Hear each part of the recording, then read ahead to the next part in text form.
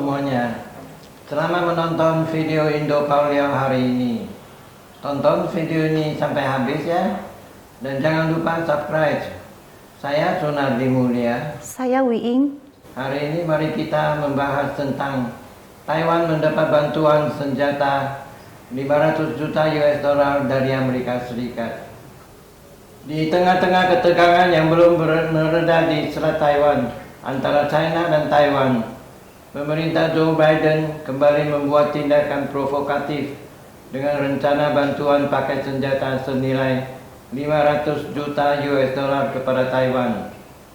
Kementerian Pertahanan Nasional Taiwan pada hari Sabtu tanggal 6 Mei 2023 menolak untuk mengkonfirmasi laporan dari kantor berita Reuters pada hari Jumat tanggal 5 Mei 2023 sebagai bagian dari anggaran 2023 Kongres Amerika Serikat telah mengesahkan bantuan senjata senilai 1 miliar US dollar kepada Taiwan yang menggunakan otoritas penarikan presiden, yaitu sejenis otoritas yang mempercepat bantuan keamanan kepada negara-negara sekutu Amerika Serikat.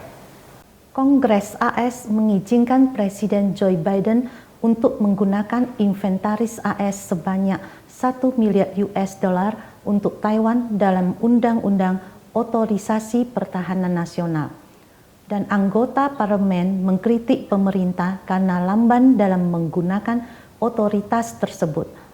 Menurut kantor berita Reuters, penarikan dana bantuan senjata dan yang memberi wewenang kepada Presiden Joe Biden untuk mentransfer senjata dan layanan dari stok AS tanpa persetujuan Kongres selama keadaan darurat akan menjadi yang pertama dari otorisasi 1 miliar US dollar. Paket tersebut akan menjadi yang pertama dikirim ke Taiwan menggunakan otoritas penarikan presiden. Sejak tahun 1979, hubungan Amerika Serikat-Taiwan telah diatur oleh Undang-Undang Hubungan Taiwan atau Taiwan Relation Act (TRA) yang memberikan dasar hukum untuk memberi Taiwan berupa sarana untuk membela diri, tetapi tidak mengamanatkan bahwa Amerika Serikat datang membantu Taiwan jika diserang.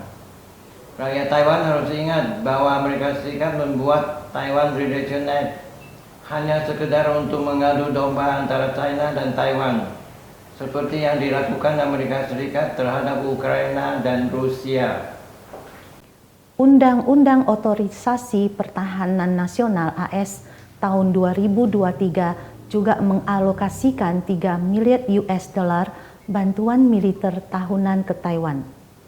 Sejak pemerintahan Donald Trump hingga pemerintahan Joe Biden saat ini, AS menjadi semakin agresif dalam memainkan kartu Taiwan untuk menahan China.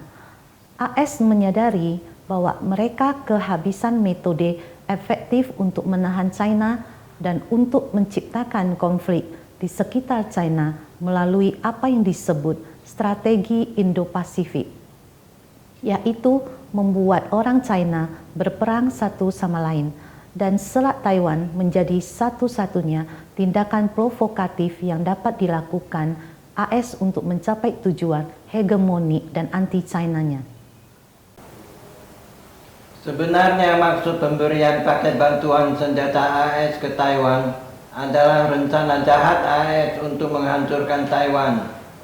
Bantuan AS ke Taiwan tidak akan pernah gratis, dan Presiden Joe Biden menggunakan otoritas separatis Partai Progresif Demokrat yang sekarang memerintah untuk membantu membersihkan persediaan senjata militernya yang tidak diinginkan atau sudah usang, sambil mengeruk uang dari Taiwan atas bantuan persenjataan tersebut.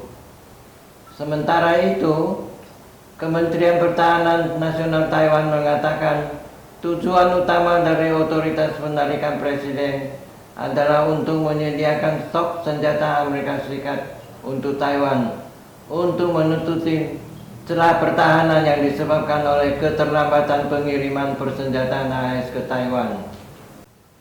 Kantor berita Reuters menambahkan bahwa tindakan seperti ini juga digunakan untuk menyediakan senjata ke Ukraina sebanyak 35 kali sejak invasi Rusia ke negara itu dimulai. Kini penduduk dan masyarakat Taiwan harus menyadari bahwa satu-satunya kepentingan AS di Pulau Taiwan sejak tahun 1949 adalah wilayah yang mereka tempati, bukan penduduknya. Penduduk Taiwan harus bangkit dan berani bersatu untuk menentukan masa depannya dan tidak menyerahkan nasibnya kepada Tsai Ing-wen dan Partai Progresif Demokrat yang sedang berkuasa, yang selalu ingin menyerahkan masa depan Taiwan di tangan AS. Penduduk Pulau Taiwan harus bisa berpikir dengan jernih bahwa pemisahan dan kemerdekaan Pulau Taiwan itu tidak dapat dinegosiasikan dengan China. Dan bagi China, reunifikasi adalah mutlak dan tidak bisa ditawar-tawar. Tetapi bila terjadi reunifikasi, China akan menghargai setiap penduduk Taiwan sebagai keluarga besar Han. Sementara AS melihat penduduk Taiwan sebagai sampah yang setiap saat dapat dibuang. Sebelum warga Taiwan dihancurkan oleh konflik berintensitas tinggi dengan China, maka harus mempertimbangkan reunifikasi damai sebagai satu China yang akan melindungi 24 juta penduduk Taiwan dan mencegah bencana global. Terima kasih sudah menonton video Indo Paleo hari ini. Saya Sunardi Mulia. Saya Wiing. Silakan like dan subscribe. Bagikan ke teman-teman Anda dan tinggalkan pesan di kolom komentar. Sampai jumpa lagi.